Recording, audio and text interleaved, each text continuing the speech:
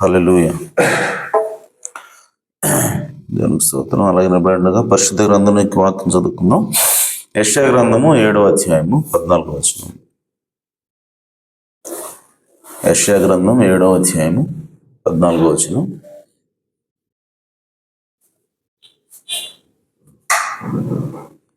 కాబట్టి ప్రభువు తానే ఒక సూచన మీకు చూపును, ఆలకించుడి. కన్యక గర్భవతి కుమారుని కని అతనికి ఇమ్మానుయేలుని పేరు పెట్టును. దేవుడు తన వాక్యం దీవించుగాక. తలవంచి చిన్న ప్రార్థన చేసుకుని. జీవాధిపతి, జీవం కలిగిన దేవా, మీ ఘనమైన ఉన్నతమైన నామమునకు స్తుతులు స్తోత్రం చెల్లిస్తున్నాం. మీ సన్నిధిలోకి వచ్చి మీ నామాన్ని స్తుతించడానికి, ఘనపరచడానికి మీరు మాకు ఇచ్చిన అమూల్యమైన సమయానికి కొరకు స్తుతులు స్తోత్రం నాయన.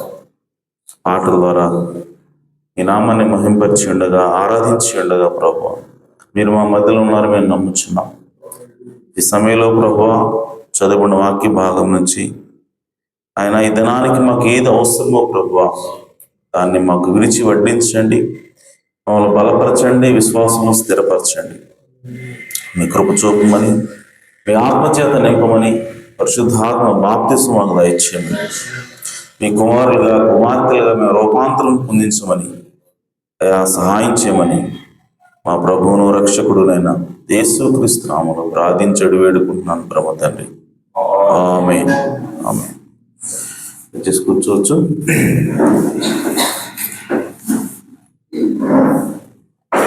హల్లెలూయా. చాలా సంతోషం. మరి చదవబడిన వాక్య భాగం నుంచి రాత్రికాల సమయంలో చిన్న విషయం అదేంటంటే సూపర్ సైన్, అంటే అతీతమైన సూచన, లేదంటే సహజాతీతమైన సూచన. ఆమేన్. సో ఇక్కడ సహజమైనటువంటి సూచనలు ఉంటాయి, అలాగే సహజానికి అతీతమైనటువంటి సూచనలు ఉంటాయి. సో న్యాచురల్ థింగ్స్ అంటే స్వభావ సిద్ధమైనటువంటి విషయాల్ని ఎవరు నమ్ముతారంటే స్వభావ సిద్ధమైనటువంటి మనుషులు నమ్ముతారు. కానీ ఒక స్వభావ సిద్ధానికి వ్యతిరేకంగా ఉన్నటువంటి, లేదంటే సహజానికి అతీతంగా దూరంగా ఉన్నటువంటి ఒక విషయం జరిగినప్పుడు, అది దేవుడు చేసినప్పుడు దాన్ని నమ్మగలిగేటువంటి శక్తి, దాన్ని నమ్మగలిగేటువంటి విశ్వాసం ఎవరికి ఉంటుందంటే అతీతమైన ప్రజలకు మాత్రమే ఉంటుంది. హల్లెలూయా. అయితే దేవుడు అతీతుడు కాబట్టి ఆయన చేసే కార్యాలు కూడా ఎప్పుడు అతీతంగానే ఉంటాయి. ఆయన సహజాతీతమైన దేవుడు కాబట్టి ఆయన కార్యాలు కూడా సహజాతీతంగానే ఉంటాయి. కాబట్టి ఈరోజు నీవు దేవుణ్ణి నమ్మాలి అని అంటే ఖచ్చితంగా నీవు సహజాతీతమైన కార్యాలను నమ్మగలిగే స్థితిలో ఉంటేనే నువ్వు దేవుణ్ణి చూడగలుగుతావు. కాబట్టి దేవుడు ఎక్కడైనా సరే, ఎప్పుడైనా సరే ఒక సహజాతీతమైనటువంటి కార్యాన్ని నువ్వు చేస్తున్నాడు అని అంటే నీవు నిజంగా సహజాతీతానికి చెందినవాడు అయితే నువ్వు దాన్ని ఖచ్చితంగా గుర్తించగలుగుతావు. ఈరోజు ఎలా అయిపోయిందంటే మనుషులందరూ కూడా ఎవరికి వాళ్ళు ఒక రకమైనటువంటి మతాన్ని తయారు చేసుకుంటున్నారు, ఎవరికి వాళ్ళు ఒక రకమైనటువంటి రక్షణ వలయాలను తయారు చేసుకుంటున్నారు. కానీ దేవుడు ఏర్పాటు చేసినటువంటి రక్షణ వలయానికి వాళ్ళు రావట్లేదు. దేవుడు ఏర్పాటు చేసినటువంటి ఆ రక్షణ కార్యాన్ని, లేదంటే దేవుడు ఇచ్చినటువంటి విధానంలో యాజిటీజ్గా వాళ్ళు దాన్ని స్వీకరించకుండా మనుషుల యొక్క ఆలోచనతోటి వాళ్ళు రక్షణ వలయాన్ని తయారు చేసుకోవాలని చూస్తా ఉన్నారు. అయితే దేవుని వాక్యం చెబుతుంది, అలాంటి రక్షణ వలయాలు, మానవ నిమిత్తం అయినటువంటి రక్షణ వలయాలు అవి ఎప్పటికీ కూడా నిలబడవు. అవి నిలబడుతున్నట్టుగా అనిపిస్తుంది, రక్షిస్తున్నట్టుగా అనిపిస్తుంది, కానీ దేవుడు వచ్చినప్పుడు అవి దేవుడి ముందు ఎప్పటికీ కూడా నిలబడలేవు. అయితే మనకి ఆదాము పాపం చేసినప్పుడు వెంటనే ఆదాము ఒక మతాన్ని తయారు చేస్తున్నాడు. మతం అనగా అర్థం ఏంటంటే, మతం అంటే మనం వెనకాల ఉండి దాక్కునేది మతం. మతం అనగా మనల్ని ప్రొటెక్ట్ చేసేది, మతం అనగా మనల్ని రక్షించేది, లేదంటే మతం అనగా మనం కప్పుకునేది. మనం ఏదైనా ఒక తప్పు చేస్తే దాన్ని కప్పుకోవటమే మతమైనది. అదేనా? మతం అనగా ఏదో కాదు. ఏదైనా సరే ఒక పాపం చేసినప్పుడు, ఒక తప్పు చేసినప్పుడు దాన్ని నువ్వు కప్పుకోవడానికి ఉపయోగించేది మతమైనది. అయితే దేవుడు అలాంటి మానవ కల్పితమైనటువంటి మతాన్ని దేవుడు ఎప్పుడు అంగీకరించడు. నీవు ఏదైనా సరే ఒక తప్పు చేసినప్పుడు, లేదంటే ఒక పాపం నుంచి నువ్వు విముక్తి పొందాలి అనుకున్నప్పుడు, నువ్వు ఏ విధానంలో వెళ్ళాలంటే మత సంబంధమైనటువంటి విధానంలో వెళితే నువ్వు ఆ పాపం నుంచి విడుదల పొందవు. కానీ దేవుడు ఏర్పాటు చేసినటువంటి మార్గంలో వెళితేనే నువ్వు విడుదల పొందుతావు. సో ఆదాము ఆయన చేసిన తప్పుని కప్పిపుచ్చుకోవడానికి అందరూ ఆకులు మరి కచ్చడల్లాగా ఆప్రాన్స్ లాగా తయారు చేసి చుట్టుకున్నాడు. చుట్టుకున్నప్పుడు ఆదాము అనుకున్నాడు, ఇవి నన్ను కాపాడతాయి అనుకున్నాడు, లేదంటే నేను చేసిన తప్పుని ఇవి కవర్ చేస్తాయి అనుకున్నాడు. కానీ దేవుడు ఎప్పుడైతే రంగం మీదకి వచ్చాడో ఆ ఆకులు పనిచేయమని ఆదాముకు అర్థమైంది. ఎందుకంటే దేవుని ముందు మానవ కల్పిత మతం అనేది, మానవ కల్పిత సిద్ధాంతాలు, ఆచారాలు అనేవి నిలబడవు. కాబట్టి మనం రక్షించబడాలి అంటే, మన పాపం నుంచి విడుదల పొందాలి అంటే ఖచ్చితంగా దేవుడు ఏర్పాటు చేసినటువంటి మార్గాన్ని మనం అవలంబించి తీరాల్సిందే. సో అలాగే ప్రవర్తన వర్తమానంలో ప్రజలు ఈరోజు దేనికోసం ఎదురు చూస్తున్నారంటే, ఒక సూపర్ కోసం ఎదురు చూస్తున్నారు, అంటే ఒక అతీతమైన దానికోసం ఎదురు చూస్తున్నారు. సో అందుకోసమే మనిషి ఏ పని చేసినా సరే ఒక సూపర్ ఏదైనా ఒక సిటీ నిర్మిస్తున్నాడంటే అది సూపర్ సిటీ లాగా ఉండాలి. ఒక బిల్డింగ్ లేదా ఒక ఇల్లు నిర్మిస్తున్నాడంటే ఒక సూపర్ ఇల్లు లాగా ఉండాలి. ఆ విధంగా ఏది చూసినా సరే సూపర్ అంతా కూడా పెద్దదిగా ఉండాలి. అది నార్మల్గా కనపడకూడదు, సాధారణంగా కనపడదు. అది ఒక అతీతమైన అలాగా ఎక్కడి నుంచో వచ్చినట్టుగా అది కనబడాలి అన్నట్టుగా మనిషి యొక్క ఆలోచన విధానాన్ని మనం గమనించవచ్చు. అంటాడు ఆ సిటీ, ఇప్పుడు ఉన్నటువంటి ఆ పెద్ద పెద్ద సిటీలు మనం చూసినప్పుడు ఒకప్పుడు అవి బుడతప్పులు, ఒకప్పుడు అవి గుంతలు. కానీ మనిషి పెద్ద పెద్ద యంత్రాలు తీసుకొని వచ్చి ఆ ప్రాంతాన్ని అంతటిని కూడా మార్చేసి పెద్ద పెద్ద ఆకాశాన్ని అనేటువంటి ఆ భవనాలను కడతా ఉన్నాడు, బ్రిడ్జిలు కడతా ఉన్నాడు. ఇవన్నీ కూడా కట్టగలుగుతున్నాడు అంటే దానికి కారణం ఏంటి అని అంటే, అతడు ఒక అతీతమైన దాన్ని చేరుకోవాలని ప్రయత్నం చేస్తున్నాడు అన్నాడు. ఎందుకు అతడికే ఈ ఆలోచన వచ్చింది అన్నాడు ప్రవక్త. మనతో పాటు ఈ భూమి మీద అనేక జీవరాశులు ఉన్నాయి, జంతువులు ఉన్నాయి, పక్షులు ఉన్నాయి. మరి ఇవి ఎప్పుడు కూడా ఒక సూపర్ దానికోసం ఎదురు చూడట్లా, ఒక అతీతమైన దానికోసం ఎదురు చూడట్లా. ప్రవక్త అంటాడు, మనము ఇల్లు కడుతున్నాం, దానికంటే బెటర్ ఇల్లు కడతాం, కొన్నాళ్ళ తర్వాత మళ్ళీ దానికంటే ఇంకో బెటర్ ఇల్లు కడుతున్నాడు. సో ఆ విధంగా మనం ఏం చేస్తామంటే ఒక ఒక ఉన్నతమైన దానికోసం దాన్ని తీసుకెళ్తున్నాం పైకి. నువ్వు ఒక పట్టణం తీసుకున్నా, 100 సంవత్సరాల క్రితం కట్టిన పట్టణం ఒక రకంగా ఉంటుంది, ఇప్పుడు కట్టిన పట్టణం ఇంకొక రకంగా ఉంటుంది, ఇంకొక 10 సంవత్సరాల తర్వాత కట్టిన పట్టణం ఇంకొక రకంగా ఉంటుంది. అంటే మనిషి యొక్క విధానం ఏం చేస్తాడంటే ఎప్పుడు కూడా అతడు ఉన్నతమైన దానికోసం అతడు పరిగెత్తుతూ ఉన్నాడు, మారుస్తూ ఉన్నాడు దాన్ని. కానీ ప్రవక్త అన్నాడు, ఒక నక్క చూడండి, అది ఎప్పుడు కొన్ని వేల సంవత్సరాలుగా అది బొరేలోనే చేస్తుంది.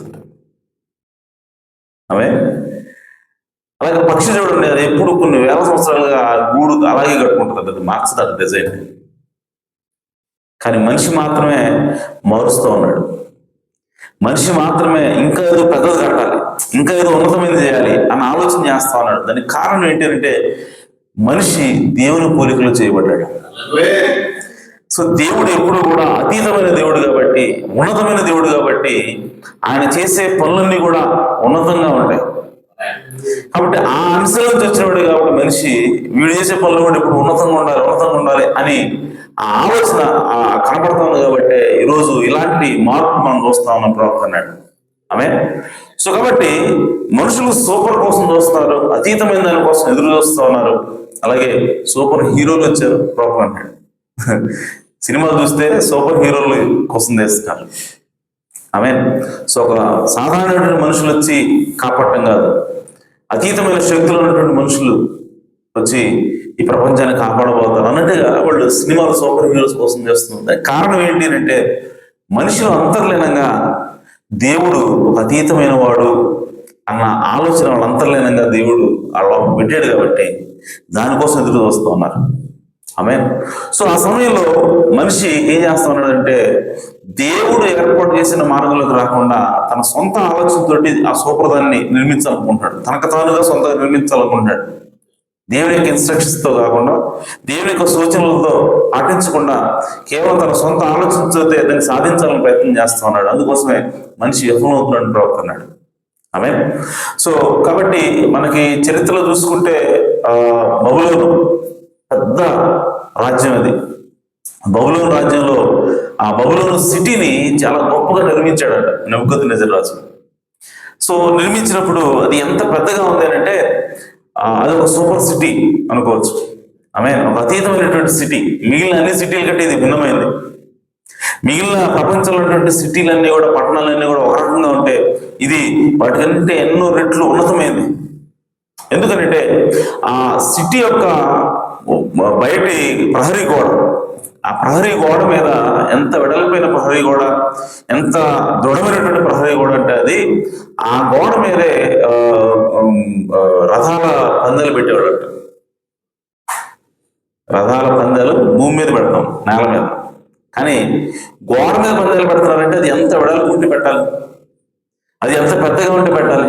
సో కాబట్టి అలాంటి ఒక సూపర్ సిటీని నెబుకద్నెజర్ నిర్మించిన తర్వాత ఆ రాజు అనుకున్నాడంట, ఒకసారి చూడు నేను ఎలాంటి పట్టణం కట్టాను, నేను ఎంత గొప్పగా చేశాను దీన్ని అని అనుకున్నప్పుడు వెంటనే దేవుడు వచ్చి అతని యొక్క మానవ మనసును తీసేసి అతనికి జంతు మనసు ఇచ్చాడు.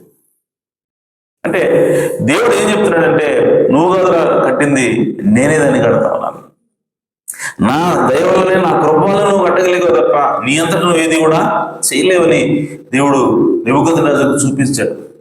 అయితే ఆ తర్వాత ఆ సిటీ లోపల నివసిస్తున్నటువంటి వాళ్ళందరికీ కూడా ఏమనిపించిందంటే మా యొక్క పట్టణాన్ని ఎవడు కూడా జయించలేడు, ఈ పట్టణంలో ఉంటే మనం సురక్షితంగా ఉన్నట్లే, ఇది శత్రు దుర్భేద్యమైంది, ఏ శత్రు కూడా జయించలేంది, చొరబడలేంది అని చెప్పి వాళ్ళు ఆ మానవ నిర్మితమైనటువంటి ఆ పెద్ద పట్టణం మీద వాళ్ళు నమ్మకం ఉంచారు. కాబట్టి ఆ సిటీ లోపల వాళ్ళు చేరి వాళ్ళు పిచ్చి పిచ్చి వేషాలను వేస్తా ఉన్నారు, ఎలా పడితే అలా జీవిస్తున్నారు.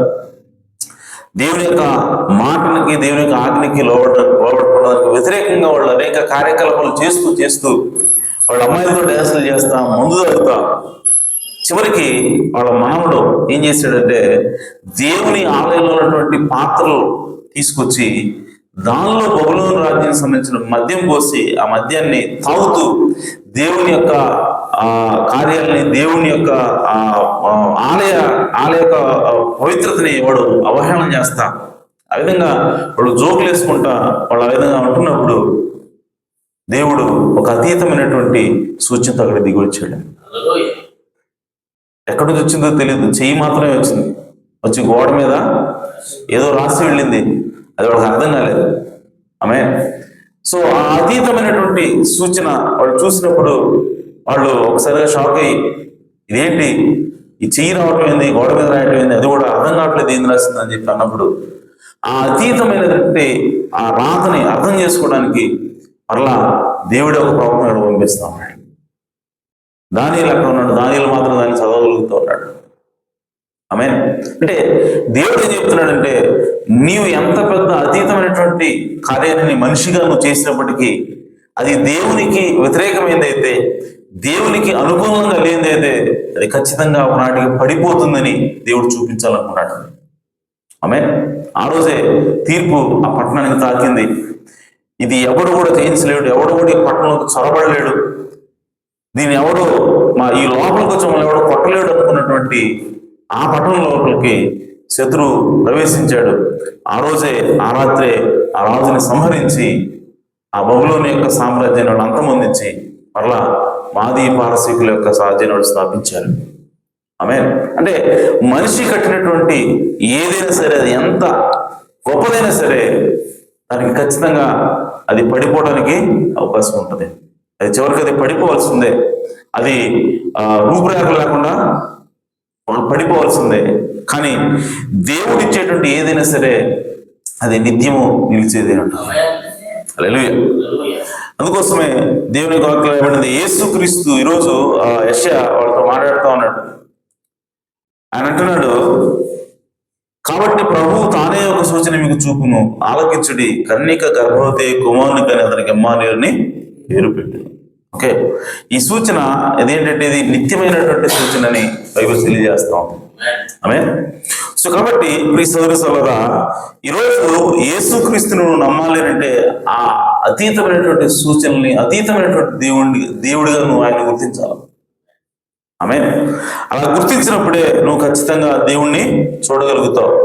అయితే ఇక్కడ దేవుడు మాట్లాడుతున్నాడు, ఒక సూచనని దేవుడు ఇస్తా ఉన్నాడు. ఏంటి ఆ సూచన అని చెప్పంటే, కన్యక గర్భవతి కుమారుని కంటుంది, ఆమెకి ఇమ్మానుయేలుని, అతనికి ఇమ్మానుయేలుని పేరు పెడుతుంది. అంటే ఇక్కడ దేవుడు ఇచ్చే సూచన ఏమిటి అంటే, దేవుడు మనిషిలాగా వస్తా ఉన్నాడు. అంటే దేవుడు ఇచ్చేటువంటి ఈ సూపర్ సైన్, దేవుడు ఇచ్చేటువంటి అతీతమైన సూచన ఏమిటి అంటే, దేవుడు అతీతుడైన దేవుడు మనిషి రూపంలో వస్తా ఉన్నాడు. అందుకోసం ఆయనకి ఇమ్మానుయేలుని పేరు పడగా, దేవుడు మనకు తోడు, లేదంటే దేవుడు మనతో ఉన్నాడు, లేదంటే దేవుడు మనతో నివసిస్తున్నాడు అని అర్థం. ఆమేన్. సో కాబట్టి దేవుడు ఈ లోకానికి ఇచ్చినటువంటి అతీతమైన సూచన ఏమిటంటే, ఇదిగో నేను శరీరంలో ప్రత్యక్షమవుతాను, శరీరంలో మీ దగ్గరకు నేను వస్తున్నాను, శరీరం ధరించి మీ దగ్గరికి వస్తున్నాను. కాబట్టి ఈరోజు ఎవరు ఆ అతీతమైన సూచనని గుర్తిస్తారంటే, అతీతమైనటువంటి ప్రజలు మాత్రమే గుర్తిస్తారు. హల్లెలూయా. సో అబ్రహాము విశ్వాసం ఎవరికైతే ఉన్నదో, అబ్రహాము విశ్వాసము అది అతీతమైన విశ్వాసమైనది. అబ్రహాము శరీరం ముడతలు పడిపోయింది, అబ్రహాము శరీరం ఉడికిపోయింది, అతనికి పిల్లలు పుట్టే అవకాశం లేదు, తన భార్య గర్భం కూడా ఉడికిపోయింది.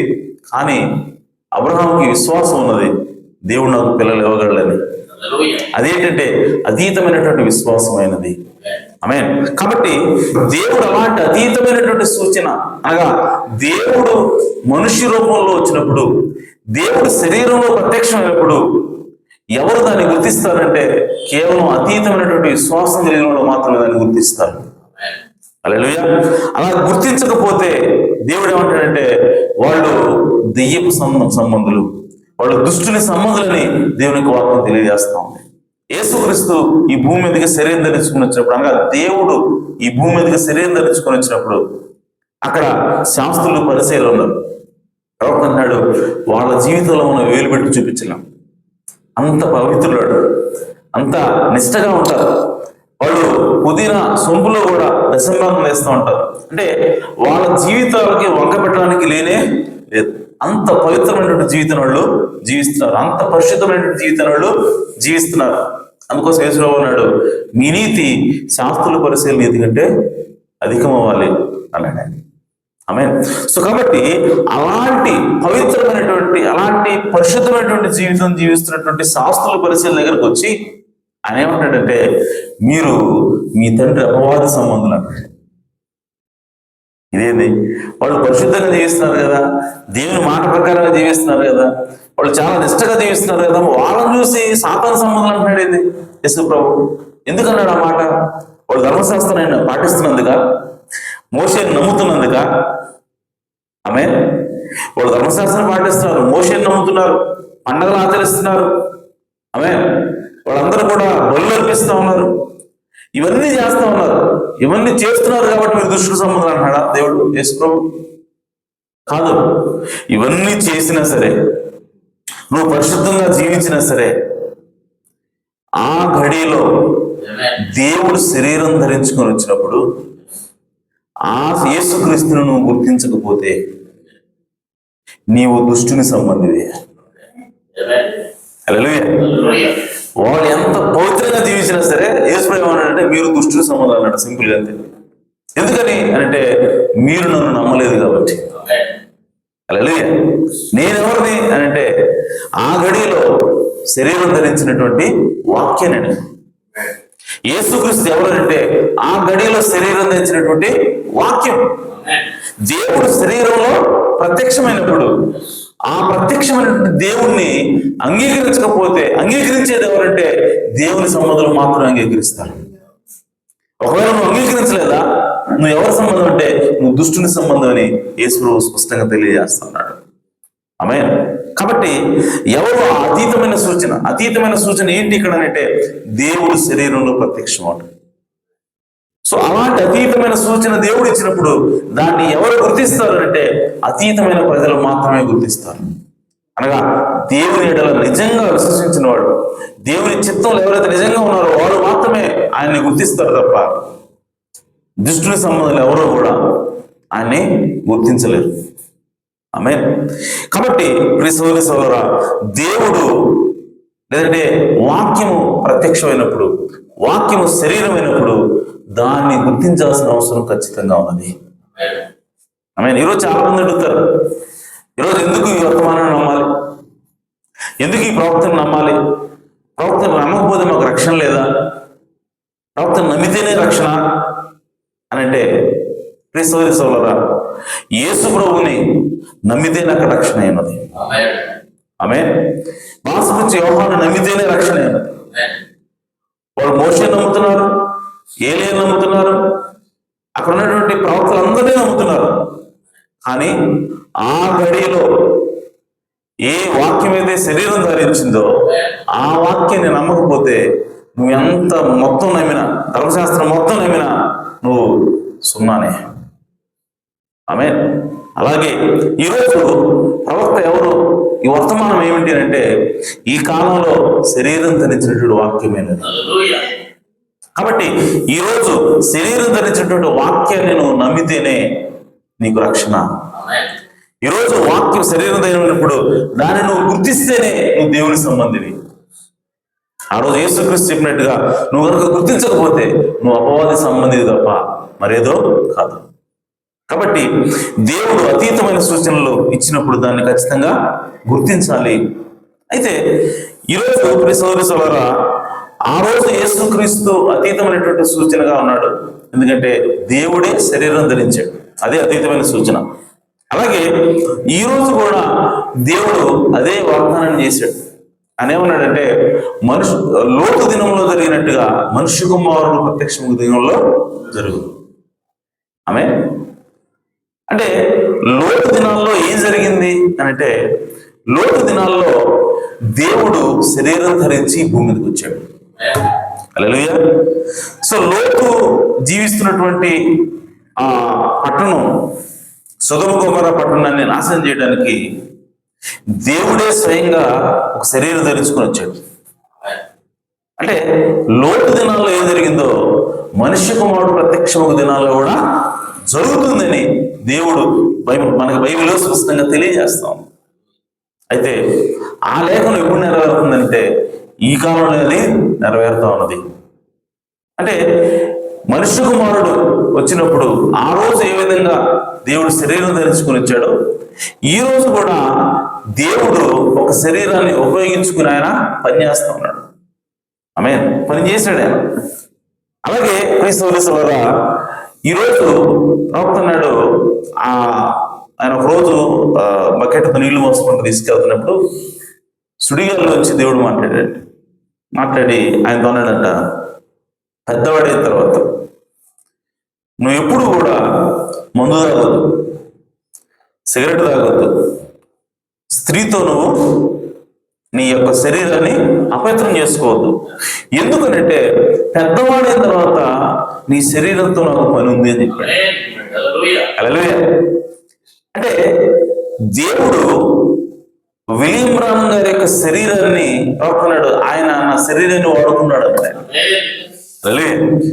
ఆయన నా శరీరాన్ని వాడుకున్నాడు, నా శరీరంలోకి వచ్చి ఆయన పని చేశాడని చెప్పి వాడుకున్నాడు. ఆమె అంటే మనిషి కుమారుడు అంటే లోతు దినాల్లో ఏం జరిగిందో, అబ్రహాముతో ఎవరు మాట్లాడుతున్నాడు? ఎలోహిం మాట్లాడుతున్నాడు. అబ్రహాము పెట్టినటువంటి విందుకు తిన్నటువంటి ఎలోహిం ఏమంటాడంటే, ఇదిగో నేను చేయబోయే కార్యాన్ని నా స్నేహితుడైనటువంటి అబ్రహాముకి దాచిపెడతానా అని చెప్పి, ఇదిగో నేను సొదొమ గొమొర్రా పట్టణాన్ని నాశనం చేయబోతున్నా అని చెప్పి అబ్రహాముతో శరీరం ధరించినటువంటి ఎలోహిం మాట్లాడుతూ ఉన్నాడు. సో అదే విషయము, అదే సంఘటన ఇప్పుడు కూడా మనుష్య కుమారుడు ప్రత్యక్షము దినాల్లో కూడా జరుగుతుందని దేవుని వాక్యం చెప్పింది. కాబట్టి అలాగే ఆ రోజు ఏం జరిగిందనంటే, అబ్రహాము దేవుడితో మాట్లాడుతూ ఉన్నాడు. అబ్రహాము వెనక టెంట్ లో శారా ఉంది. ఇప్పుడు దేవుడు ఆ దేవుడు వెనకాల టెంట్ ఉంది, ఆ టెంట్ లోపల శారా ఉంది. ఆమె మనసులో నవ్వుకుందంట. దేవుడు అన్నాడు, శరీరం ధరించి వచ్చినట్టు దేవుడు ఏమన్నాడంటే, ఇదిగో మీదికి ఈ కాలంలో నేను నీకు మళ్ళీ దర్శిస్తానప్పుడు నీకు సంతానం పడుతుంది, కుమారుడు పడతాడని చెప్పి అన్నప్పుడు, యేసు అంటే దేవుని యొక్క వీపు వెనకాల ఉన్నటువంటి శార గుడారంలో ఉంది. ఆమె మనసులో నవ్వుకుంటే ఇప్పుడు ఈయన దాన్ని పసిగట్టాడు. ఆమె అంటే దేవుడు అబ్రహాం దగ్గరికి వచ్చినప్పుడు లోతు కాలంలో దేవుడు ఏం చేస్తా ఉన్నాడంటే, ఒక శరీరంలో ప్రత్యక్షమై ఆయన ఒక సూచన ఇస్తా ఉన్నాడు. ఏంటి ఆ సూచన అంటే, హృదయాన్ని వివేచిస్తా ఉన్నాడు. హల్లెలూయా. అలాగే ఇంకా దేవుడు ఏమన్నాడంటే, మనుష్య కుమారుడు ప్రత్యక్షం దినాల్లో కూడా ఆ విధంగానే ఉంటుంది, జరుగుతుందని చెప్పినప్పుడు విలియం బ్రానమ్ గారి యొక్క పరిచర్యలో కూడా సేమ్ అదే దేవుడు చేశాడు. ఆయన ప్రేక్షకులు ఎలా ఉంటే ఆయన తిరిగేవాడు. ఆమె తిరిగి ఆ ప్రార్థన అవసరం ఎవరు వచ్చారో వాళ్ళ గురించి చెప్పాడు. అమ్మా నీ పేరు ఫలానా, అసలు చూడలా అటు తిరిగి చెప్పాడు, నీ పేరు ఫలానా, నీ సమస్య ఇది, నువ్వు ఫలానా ఊరు నుంచి వచ్చావు, ఫలానా అడ్రస్ లేదు, నీ భర్త పేరు ఇది, సో నీకు ఈ సమస్య ఎందుకు వచ్చింది అని అంటే, నువ్వు ఒక రోజు ఈ విధంగా నీ మనసులో అనుకున్నావు, అలా రోజు నువ్వు ఒంటరిగా ఒకసారి కూర్చున్నప్పుడు నువ్వు మనసులో ఈ విధంగా అనుకున్నావు. ఇవన్నీ కూడా పిన్ పాయింట్ గా ఆయన ద్వారా దేవుడు మాట్లాడుతూ వచ్చాడు. అంటే హృదయాన్ని వివేచించేటువంటి ఆ సూచనని అబ్రహాము కాలంలో చేసిన దేవుడు ఇప్పుడు మనుష్య కుమారుడు కాలంలో కూడా చేశాడు ఆయన. హల్లెలూయా. సో ఇప్పుడు దేవుడు ఒక శరీరంలో ప్రత్యక్షమవుతూ ఉన్నాడు. అలాగే ప్రియ సోదరులారా, ఆ దేవుడు ఇప్పుడు పరిశుద్ధాత్మ బాప్తిస్మం ద్వారా ఆమేన్ వధువు శరీరంలో కూడా ప్రత్యక్షమవుతూ ఉన్నాడు. ఆమేన్. సో కాబట్టి ఈ రోజు ఆ అతీతమైన సూచన మరలా దేవుడు ఇస్తా ఉన్నాడు. ఆ అతీతమైన సూచన ఏమిటంటే, ఈ రోజు దేవుడు తన వధువులో ప్రత్యక్షమవుతా ఉన్నాడు. ఆమేన్. సో ఈ రోజు నువ్వు రక్షించబడాలి అంటే ఖచ్చితంగా ఈ వధువుకి దేవుడు ఇచ్చినటువంటి వర్తమానం ఏదైతే ఉందో, ప్రవక్త ద్వారా ఇచ్చినటువంటి ఈ వాక్యం ఏదైతే ఉందో, ఈ గడికి బైబిల్లో రాసిపెట్టిన వాక్యమే, ఈ గడికి దేవుడు ఏదైతే వెలిగిస్తా ఉన్నాడో ఆ వాక్యాన్ని నువ్వు నమ్మినప్పుడే నీకు రక్షణ.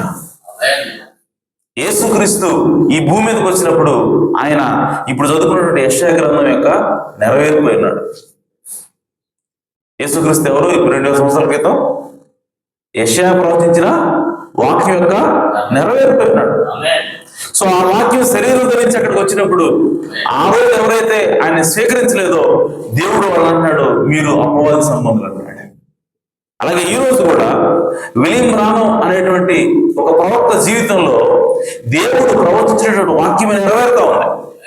సో నెరవేరుతున్నప్పుడు ఆ వాక్యాన్ని నువ్వు గుర్తించకపోతే, ఆ ప్రవక్తని నువ్వు గుర్తించకపోతే నీవు కూడా నీ పాపంలోనే ఉంటావు తప్ప నీకు విమోచన అనేది లేదు. ఎందుకంటే ఒక వాక్యం నెరవేరుతున్నప్పుడు దాన్ని గుర్తించగలిగేటువంటి కన్నులు నీకు ఉండాలా, ఆ ప్రత్యక్షత నీకు ఉండాలా. ఆమేన్. అది కేవలం ఒక అతీతమైనటువంటి సంతానం మాత్రమే చేయగలదు. ఒక సూపర్ రేస్ ఉన్నది, ఆ రేస్, ఆ జాతి మాత్రమే, ఆ అతీతమైన జాతి మాత్రమే దేవుడు ఎక్కడ శరీరం ధరిస్తాడో అక్కడ వాడిని గుర్తించగలుగుతుంది. ఆమేన్. మిగిలిన ఎవరు కూడా ఆయన్ని గుర్తించలేరు. ఎందుకంటే దేవుడు చాలా సామాన్యంగా వస్తాడు. ఆ రోజు యేసుక్రీస్తు ఈ భూమి మీదకి 2 సంవత్సరాల క్రితం వచ్చినప్పుడు ఆయన మరియ గర్భంలో జన్మించకపోతే ఆయన డైరెక్ట్ గా పరలోకం నుంచి దిగిరాగలదట. దూత కొందరు కూడా పాటలు పాడతా అసలు నాట్యాలు చేస్తూ ఆయన్ని పరిశుద్ధుడు పరిశుద్ధుడు పరిశుద్ధుడు అనుకుంటా ఆయన ఆకాశం నుంచి అందరి ముందు, ప్రపంచం అంతా ముందు కూడా ఆయన దిగి భూమి మీదకి రాగలడు. అలా వస్తే అందరూ కూడా నమ్మి ఉండేవాడే.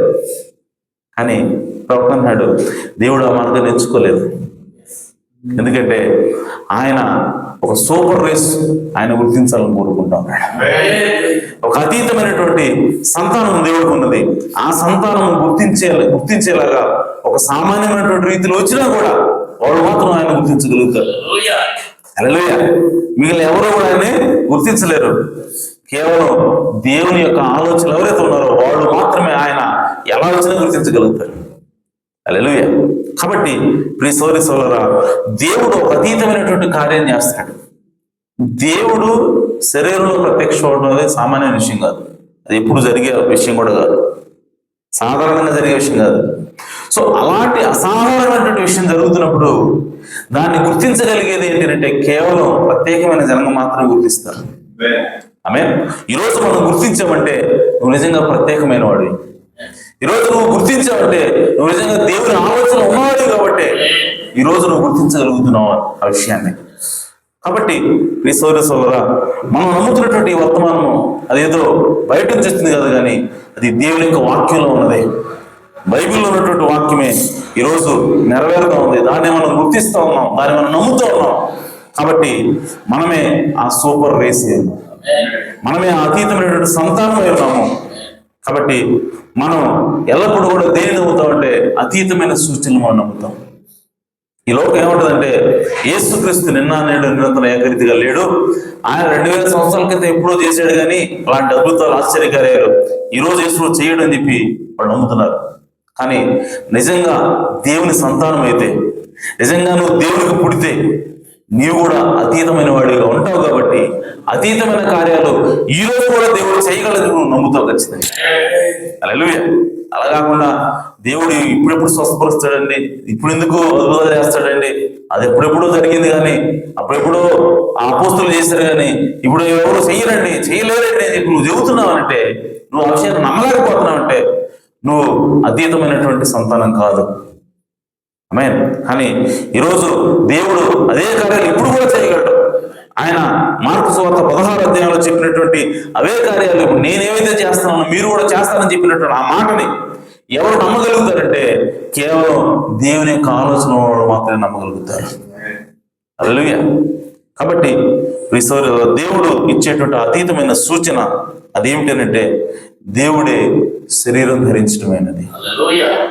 ఆ సూచన దేవుడు ఇచ్చినప్పుడు దాన్ని ఖచ్చితంగా గుర్తించాల్సిన అవసరం మనకున్నది.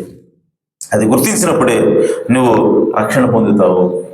అలా కాకుండా నీ సొంత పద్ధతిలో నేను పెద్ద సంఘానికి వెళ్తున్నాను, అక్కడ పెద్ద పాస్టర్ గారు ఉన్నాడు, మంచి PhD చేశాడు, ఆయన LLD చేశాడు, అవి చేశాడు, ఇవి చేశాడు, ఆయన అక్కడికి ఆ సంఘానికి మరి మేయర్ గారు వస్తారు, లేదంటే ఎమ్మెల్యే గారు వస్తారు అని అట్లాంటి విషయాల కోసం నువ్వు చూస్తున్నావంటే, దేవుని యొక్క వాక్యాన్ని నెరవేర్పుని నువ్వు చూడలేకపోతున్నావంటే నువ్వు దేవుని సంతానము కాదు. సో దేవుని సంతానం ఎప్పుడు కూడా దేవుడు ఎక్కడ శరీరం ధరించాడో గుర్తించి తీరుతుంది. ఆమేన్. కాబట్టి సోదరులారా, మనము నిజంగా అటువంటి అతీతమైనటువంటి వర్తమానం మనం నమ్ముతున్నాం. అటువంటి అతీతమైనటువంటి సూచనతో కూడినటువంటి వర్తమానం మనం నమ్ముతున్నాం. కాబట్టి నిజంగా మనం ధన్యులమైనాము. దేవుడి ఈ మాటలు దీవించిన గాక. దేవుడి మిమ్మల్ని సమృద్ధిగా ఆశ్రయించిన గాక.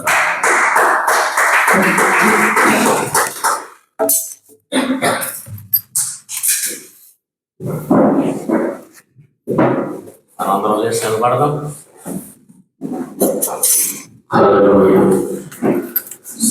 స్తోత్రము స్తోత్రము స్తోత్రము స్తోత్రము ప్రభువా, మహోన్నతుడా స్తోత్రము, సర్వోన్నతుడా స్తోత్రం నాయన. హల్లెలూయా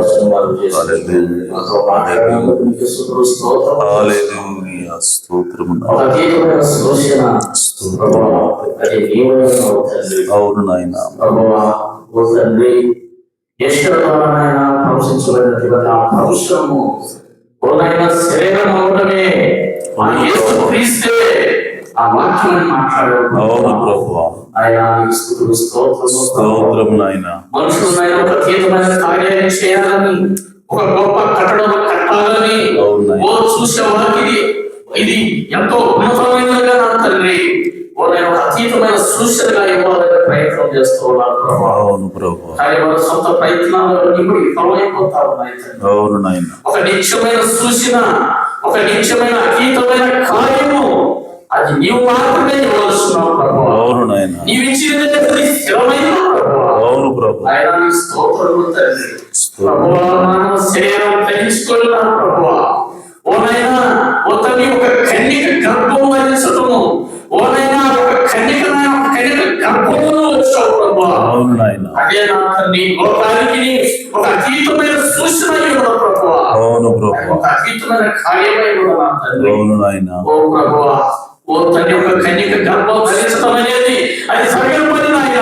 అవును నాయన. కానీ అది నువ్వు చేసావు ప్రభువా. అవును ప్రభు. ఓ తండ్రి దాన్ని నమ్మకపోతే నువ్వు రక్షణ కోల్పోతావని చెప్పావు ప్రభువా. అవును నాయన. అవును తండ్రి.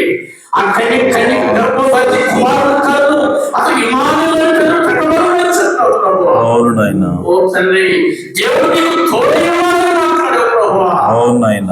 నిజంగా తండ్రి దాన్ని నమ్మకపోతే మీరు రక్షణ కోల్పోతారని చెప్పావు తండ్రి. అవును ప్రభువా. ఓ ప్రభువా, నీ స్తోత్రము తండ్రి. అబ్రహాము కాలంలో నా తండ్రి, ఓనైనా ఓ సొదొమ గొమొర్రా పట్టణానికి రాబోయే తీర్పును నా తండ్రి, ఓనైనా అబ్రహామును బయలుపరిచావు తండ్రి. అవును నాయన. అదే విధంగా నా తండ్రి గొర్రెలైనటువంటి నా తండ్రి ముసలివారైనటువంటి అబ్రహాము శారీరకమైన కుమారుని ఇచ్చావు ప్రభువా. అవును నాయన. మానవ శరీరం ధరించుకున్నా ప్రభువా. ఓ తండ్రి, శారీరకమైనటువంటి ఓనైనా నీ కుమారుని ఇస్తానని అబ్రహాముతో చెప్పినప్పుడు దాన్ని నమ్మకం నా తండ్రి, ఆ మనసులో నమ్ముకున్నప్పుడు నా తండ్రి ఉదయ రహస్యాలు వేసించావు ప్రభువా. అవును నాయన. ఓ తండ్రి, నీ స్తోత్రములు ప్రభువా. నీవిచ్చే కార్యము అది ఖచ్చితంగా సరియైనది ప్రభువా. అవును నాయన. అయినా నీకే స్తోత్రములు తండ్రి.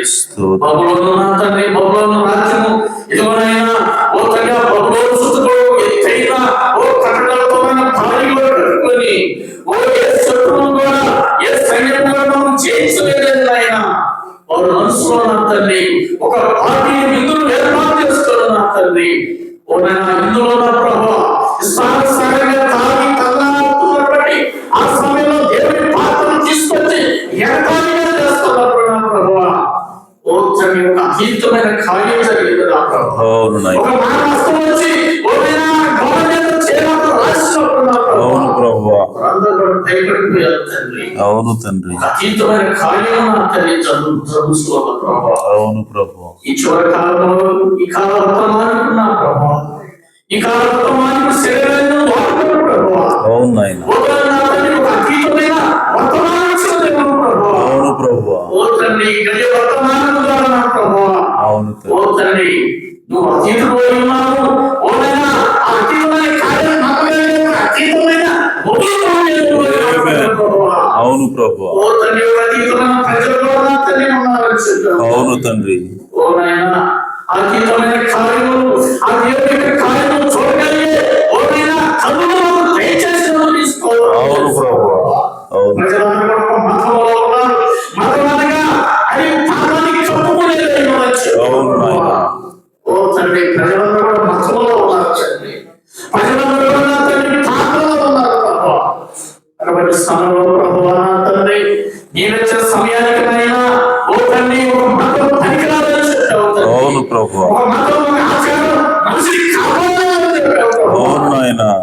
తండ్రి నీ వాక్యం నుంచి కాపాడేది ప్రభువా. అవును ప్రభువా. ఓ తండ్రి మమ్మల్ని నడిపించేది నీవే తండ్రి. అవును తండ్రి.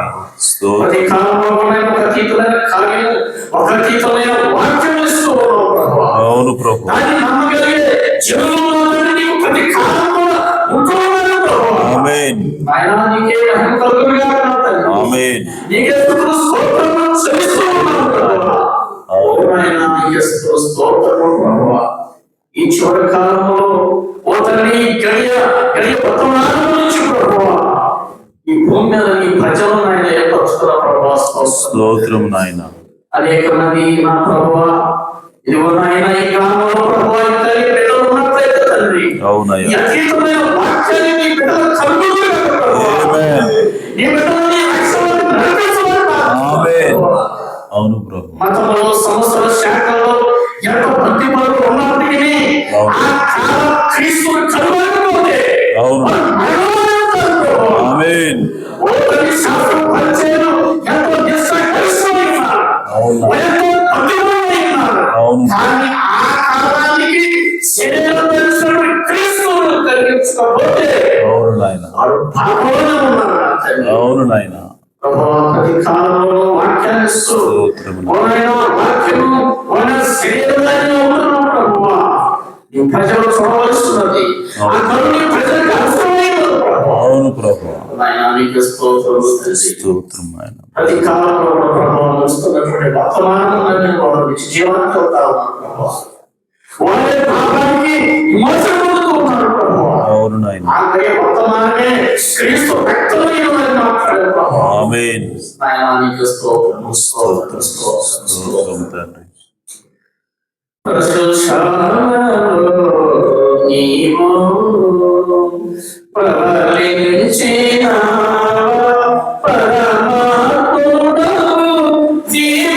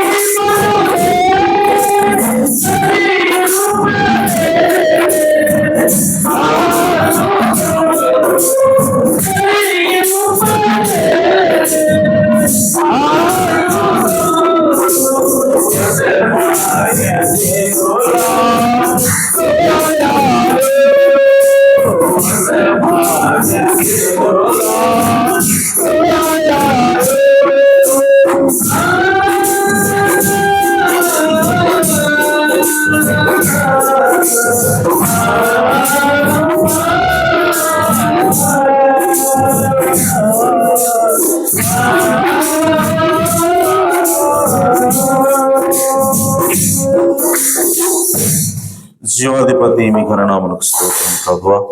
నిశ్చయముగా ఒక అతీతమైన సూచనను ఇచ్చినప్పుడు ఆయన దాన్ని గుర్తించిన వారే రక్షించబడతారని మాతో మాట్లాడాం ప్రభువా. ప్రతి కాలంలో కూడా ఆ గడియకు ఏదైతే వాక్యాన్ని నువ్వు నిర్దేశించి ఉన్నావో ఆ వాక్యాన్ని నువ్వు జీవింపజేస్తున్నావు ప్రభువా.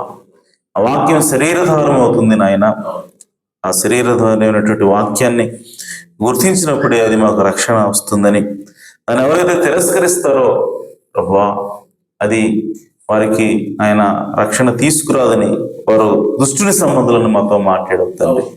నిజంగా ఈరోజు ఆ లోకమంతా కూడా ప్రభువా మరి నాయన డినామినేషన్లుగా ప్రభావ విడిపోయి అయా ఎవరికి వారే ఒక అతీతమైనటువంటి పెద్ద సంఘాలను మేము కట్టుకున్నామని చెప్పి అయా వారు ఈ సంఘం మమ్మల్ని రక్షిస్తుందని భ్రమలు బ్రతుకుతూ ఉన్నారు ప్రభువా. కానీ ఆ ఘడియలో ఏదైతే వాక్యం నెరవేరుతా ఉన్నదో ఆ వాక్యాన్ని వారు గుర్తించలేకపోతున్నారు తండ్రి.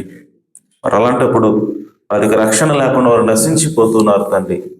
అయా ఇదిగో ప్రభువా, ఈరోజు మనుషులు నాయన అయా మరి నాయన అతీతమైనటువంటి సూచన కోసం ఎదురు చూస్తున్నారు. కానీ ఇదిగో అతీతమైనటువంటి సంఘాలను, సూపర్ చర్చిలను వారు నిర్మిస్తున్నారు. కానీ ఇదిగో ప్రాయశ్చిత్తాన్ని మాత్రం త్రోసివేస్తున్నారు అని చెప్పావు ప్రభువా. ఇదిగో నాయన యేసు క్రీస్తు ఇచ్చినటువంటి, దేవుడు ఇచ్చినటువంటి ఆ ప్రాయశ్చిత్తం ఏదైతే ఉన్నదో అది లేకుండా ప్రభువా మేము ఎంత పెద్ద సంఘం కట్టినా సరే అది వృధాయే ప్రభువా. ఇదిగో నాయన అయ్యా నా తను ఈరోజు మాకు ఆ ప్రాయశ్చిత్తాన్ని మాకు ఇచ్చినందుకే స్తోత్రం ప్రభువా. ఆ ప్రాయశ్చిత్తం మాకు ఎప్పుడైతే వస్తుందో అది మా పాపాన్ని తీసివేస్తుందని మా ప్రవక్త నాడు తండ్రి. ప్రాయశ్చిత్తం ఎప్పుడూ కూడా పాపాన్ని తుడిచివేస్తుంది, పాపాన్ని కడిగి వేస్తుంది అన్నాడు. పాపం అనగా అవిశ్వాసమైనది. ఈరోజు అయ్యా ఏదైతే మీ వాక్యంలో రాయబడినటువంటి వాక్యము ప్రభువా లేఖనం ఉన్నదో దానిని నమ్మగలిగేటువంటి విశ్వాసం లేనప్పుడు ప్రభువా వారు ఇంకా వారి పాపంలోనే ఉన్నారని మా ప్రవక్త నాడు తండ్రి.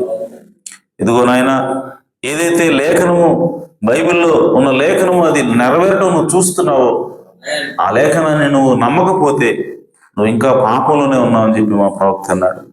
కనుక ప్రభువా ఆ పాపం నుంచి అనగా అవిశ్వాసం అనేటువంటి ఆ పాపం నుంచి మేము ఆయన తన విడుదల పొందాలి అంటే ఖచ్చితంగా అతీతమైన సూచన మేము అంగీకరించవలసినది తండ్రి.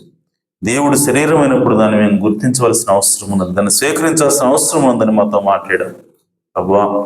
ఇదిగో నాయన ఈ సమయంలో మరి ఏదైతే లేఖనము నాయన ప్రవచించబడిందో ఆ ప్రవచనాన్ని మా ప్రవక్తలను నెరవేరుస్తున్నావు. ఈరోజు ప్రవక్తల నుండి నువ్వు పనిచేసావు ప్రభువా. అయ్యా ఇదిగో నాయన మేము ఆ ప్రవక్తను గుర్తించాము కాబట్టి ఆ ప్రవక్త ఫలాన్ని మేము పొందుకుంటున్నాం ప్రభువా. ప్రవక్తను ప్రవక్తగా స్వీకరించిన వాడు ప్రవక్త ఫలమును పొందునని అయ్యా మీ వాక్యంలో రాయబడింది ప్రభువా. అలాగే దేవుణ్ణి నమ్ముకునండి, అలాగే ఆయన ప్రవక్తలను నమ్ముకునండి, అప్పుడు మీరు కృతార్థులగురని మీ వాక్యం సెలవిస్తున్నది ప్రభువా.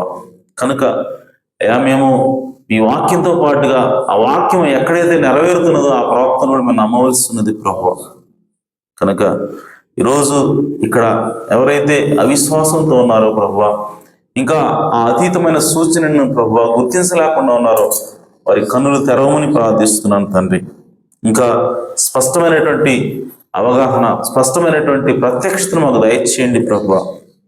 మా హృదయాలకు ఈ వర్తమానం అంటే ఏమిటో అయా తను ఇంకా స్పష్టంగా గోచరం చేయమని ప్రార్థిస్తున్నాను.